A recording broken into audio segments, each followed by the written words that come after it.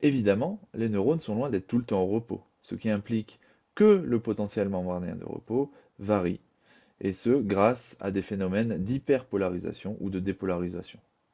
Alors, à quoi correspondent ces termes? Vous avez représenté sur le graphique du haut l'intensité d'un courant en picoampères que l'on fait entrer dans un neurone. Un courant positif en rouge et un courant négatif en bleu.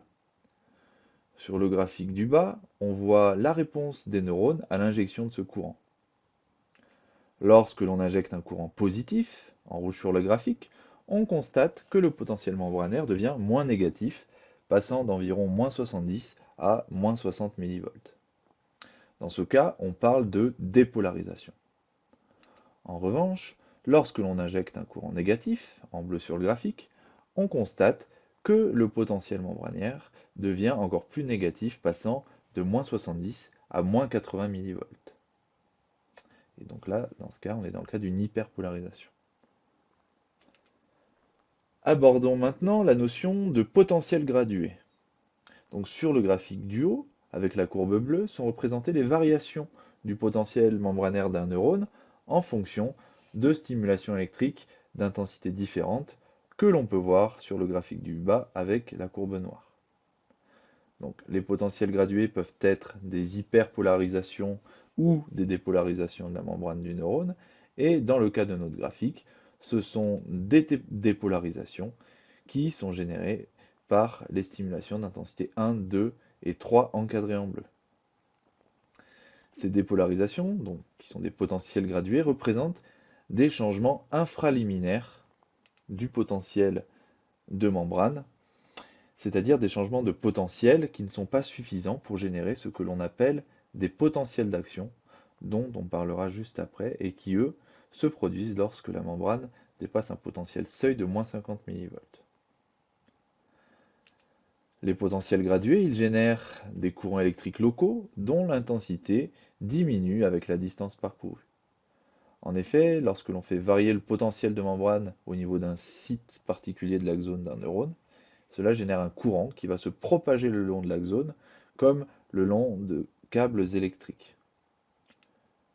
Toutefois, comme vous pouvez le voir sur cette figure, le courant produit par un potentiel gradué va progressivement perdre en intensité au fur et à mesure de sa propagation le long de l'axone.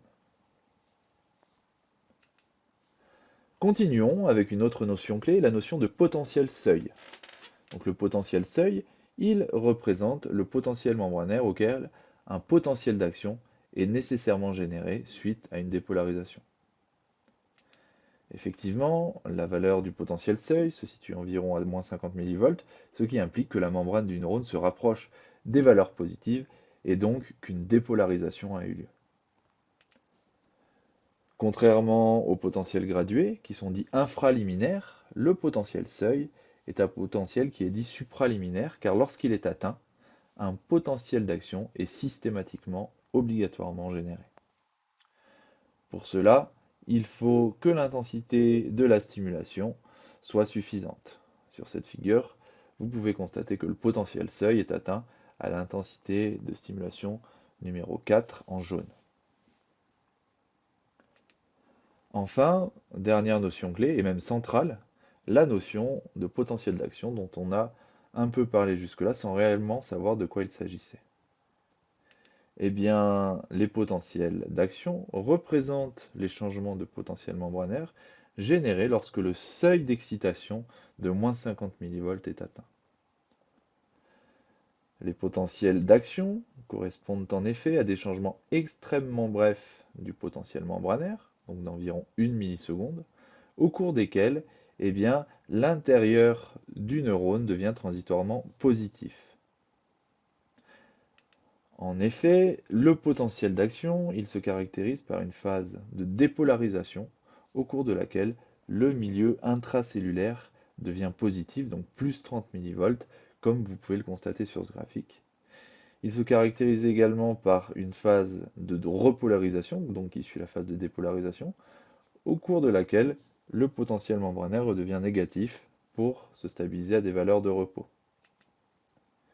Les potentiels d'action ils répondent à la loi du tout ou rien, ce qui signifie que lorsque le potentiel seuil est atteint, il y aura automatiquement génération du potentiel d'action, et celui-ci sera d'amplitude invariable, passant de moins 70 à plus 30 millivolts. En effet, augmenter l'intensité de stimulation n'entraînera pas la génération de potentiel d'action d'amplitude plus importante, comme vous pouvez le voir sur le graphique. Aux intensités 5 et 6, vous pouvez effectivement observer que l'amplitude du potentiel d'action reste la même, malgré des stimulations d'intensité plus importantes. Enfin, contrairement au potentiel gradué, les potentiels d'action, eh bien, ils se propagent le long des axones sans jamais perdre en intensité. Ce qui signifie que si un potentiel d'action est généré au niveau du neurone moteur de la moelle épinière qui innerve les muscles du pied, eh bien le potentiel d'action aura gardé son amplitude en atteignant la jonction neuromusculaire des muscles du pied. Comme vous l'aurez compris, les potentiels d'action, ils représentent le signal élémentaire du message nerveux car ils sont capables de transmettre l'information sur de longues distances. Toutefois, comment les potentiels d'action codent-ils l'information nerveuse? Jusque-là, nous avons considéré qu'une stimulation entraînait la génération d'un seul potentiel d'action. Toutefois, dans la réalité, ce n'est pas le cas. Lorsque l'on stimule un neurone électriquement, celui-ci va répondre par la génération de salves de potentiel d'action, dont la fréquence va varier en fonction de l'intensité de la stimulation. Si l'on se base sur ce graphique, qui représente le tracé du potentiel membranaire du neurone en bas en fonction de stimulation d'intensité croissante en haut, donc I1, I2 et I3, que constate-t-on? Eh bien, quand l'intensité de stimulation est trop faible, comme dans le cas de I1, aucun potentiel d'action n'est généré, car la stimulation est infraliminaire. Lorsque l'on augmente l'intensité jusqu'à I2, on constate que la stimulation entraîne la génération de 5 potentiels d'action sur une période d'environ 500 millisecondes. Lorsque l'on augmente encore l'intensité, représentée sur le graphique par I3, eh bien on remarque que sur le même laps de temps, c'est-à-dire 500 millisecondes, beaucoup plus de potentiels d'action sont générés, en l'occurrence 12, donc 7 de plus que pour I2. Ainsi, et puisque l'amplitude des potentiels d'action reste quoi qu'il arrive invariable, le message nerveux qui se propage le long des axones est codé par la fréquence de ces potentiels d'action. Plus la fréquence est élevée, plus le message nerveux est intense. Par exemple, si vous réalisez une contraction musculaire faible, les potentiels d'action transiteront le long des axones des neurones moteurs à des fréquences faibles, peu élevées. En revanche, lorsque vous réalisez une contraction maximale, la fréquence des potentiels d'action sera bien plus importante. Vous l'aurez compris, les potentiels d'action sont les signaux élémentaires du message nerveux et leur fréquence permet de coder ce message. Nous allons donc dans cette partie détailler les différentes phases des potentiels d'action et les mouvements ioniques transmembranaires responsables de leur génération. Sur ce graphique, on peut voir en détail les différentes phases d'un potentiel d'action unique. Donc, comme nous l'avons déjà évoqué, le neurone au repos a un potentiel de moins 70 millivolts. Si on le stimule avec une intensité suffisante et que l'on atteint le potentiel seuil de moins 50 millivolts, alors un potentiel d'action est généré avec une phase de dépolarisation au cours de laquelle le potentiel du neurone devient positif entre plus 30 et plus 35 millivolts. Suite à l'atteinte de ce pic de dépolarisation, le neurone se repolarise, c'est-à-dire que son potentiel redevient négatif pour revenir aux valeurs de repos. Toutefois, comme vous pouvez le voir sur le graphique, à la suite de la repolarisation, le potentiel membranaire devient, donc sur une très courte période, plus négatif que le potentiel de repos, ce qui correspond à la période dite d'hyperpolarisation tardive. Suite à ces différentes phases, le potentiel membranaire revient à des valeurs de repos. Donc dans les diapos qui vont suivre, nous allons décrire les mouvements ioniques transmembranaires responsables de ces différentes phases. Commençons par la première phase, à savoir la phase de dépolarisation au cours de laquelle le potentiel du neurone devient transitoirement positif. Alors, pourquoi cette inversion transitoire de la polarité membranaire? Eh bien, lorsque le neurone est stimulé, cela entraîne l'ouverture de canaux Na+, voltage dépendants. Ces canaux, à l'inverse des canaux ioniques passifs, ne s'ouvrent que lorsque le neurone est stimulé électriquement. En d'autres termes, ils sont fermés et complètement inopérants lorsque le neurone est au repos. L'ouverture de ces canaux génère un flux d'ion sodium à l'intérieur du neurone, car étant plus présent dans le milieu extracellulaire au repos du fait de la faible perméabilité sodique de la membrane, ils entrent dans le neurone en suivant leur gradient de concentration. Cette entrée massive d'ion Na+, et donc de charge positive dans le neurone, entraîne la dépolarisation de la membrane. Effectivement, lorsque le potentiel seuil est atteint, de plus en plus de canaux Na+, voltage dépendant s'ouvrent, amplifiant le phénomène de dépolarisation et permettant l'inversion du potentiel membranaire qui atteint environ plus 30 mV. En parallèle, et comme illustré sur cette image, les canaux K+, voltage dépendant sont à ce même moment fermés, ce qui bloque leur mouvement à travers la membrane. Passons maintenant à la seconde phase du potentiel d'action qui correspond à la phase de repolarisation, phase au cours de laquelle le potentiel de membrane redevient négatif. Alors pourquoi ce retour à des valeurs négatives? Eh bien, dans un premier temps, la dépolarisation ralentit car de nombreux ions Na+ sont entrés dans le neurone selon leur gradient de concentration, ce qui tend à équilibrer leur concentration extra- et intracellulaire. Donc le gradient électrochimique freine donc l'entrée de Na+ dans le neurone. Les canaux Na+ voltage dépendant se ferment donc progressivement, mettant fin à l'entrée massive de Na+ dans le neurone.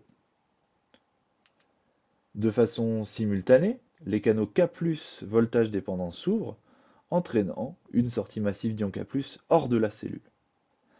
Alors, pourquoi les canaux K+ voltage dépendant s'activent-ils plus tard que les canaux Na+ voltage dépendant? Eh bien tout simplement parce qu'ils ont une inertie plus importante pour s'ouvrir en réponse à une simulation. Quoi qu'il en soit, l'ouverture de ces canaux potassiques permet de compenser l'entrée massive de charge positive sous la forme d'ion Na+ dans le neurone pour progressivement ramener le neurone à des valeurs négatives. De façon schématique, voici ce qui se passe lors de cette phase. Donc, les canaux Na+, voltage dépendant, se referment, empêchant que des ions Na+ supplémentaires n'entrent dans le neurone, alors qu'en parallèle, les canaux potassiques voltage dépendant s'ouvrent, permettant aux ions K+ de s'échapper du neurone pour ramener le potentiel membranaire à des valeurs négatives grâce à un flux sortant d'ions chargés positivement. Sur ce graphique, vous avez en rouge la courbe d'un potentiel d'action, en vert l'évolution de la perméabilité de la membrane au Na+, et en bleu l'évolution de la perméabilité membranaire au K+. Vous pouvez facilement distinguer ce décalage entre l'augmentation de la perméabilité au K+, et de la perméabilité au Na+, pardon, avec une perméabilité au K+, qui augmente de façon plus tardive en raison d'une inertie d'ouverture plus importante de ces canaux. Vous pouvez également voir que la phase de repolarisation est due à une diminution de la perméabilité au Na+, parallèle à une augmentation de la perméabilité au K+. Pour faciliter la compréhension de ces phénomènes, essayons de voir les choses un peu différemment en nous appuyant sur une figure qui a été réalisée par des chercheurs et qui résume ce que nous venons de voir sous la forme d'un double cycle, à savoir le cycle Hodgkin-Huxley. Donc, dans un premier temps, la stimulation du neurone entraîne l'ouverture des canaux Na+, voltage dépendant, provoquant une entrée massive d'ions Na+, dans le neurone et donc la dépolarisation de la membrane. Cela correspond à ce que ces chercheurs appellent le cycle positif rapide. Suite à la dépolarisation, se met en place un cycle négatif lent au cours duquel l'ouverture plus tardive des canaux K+ voltage dépendant entraîne une sortie d'ion K+, et une repolarisation donc progressive de la membrane. Étudions maintenant la dernière phase du potentiel d'action qui correspond à la phase d'hyperpolarisation tardive. Alors pourquoi hyperpolarisation? Eh bien parce que le potentiel membranaire devient transitoirement plus négatif que le potentiel de repos, c'est-à-dire inférieur à moins 70 mV. À quoi est dû ce phénomène? Eh bien, comme pour leur ouverture, les canaux K+, voltage dépendant, mettent du temps à se fermer. En d'autres termes, ils présentent une inertie d'inactivation. Ainsi, le flux sortant d'ion K+ dure plus longtemps que nécessaire pour revenir à moins 70 mV, amenant le potentiel membranaire à des valeurs plus négatives qu'au repos. Finalement, c'est la pompe Na+K+ ATPase dont nous parlions tout à l'heure qui entre en action pour rétablir les concentrations initiales et pour permettre aux neurones de revenir à des valeurs de repos. Si l'on se reconcentre sur la figure de tout à l'heure, on voit que cette phase d'hyperpolarisation tardive, elle s'explique par l'inertie d'inactivation des canaux K+ voltage dépendant, qui se traduit donc par un flux sortant d'ion K+ plus important que nécessaire pour que la membrane se stabilise directement à des valeurs de repos.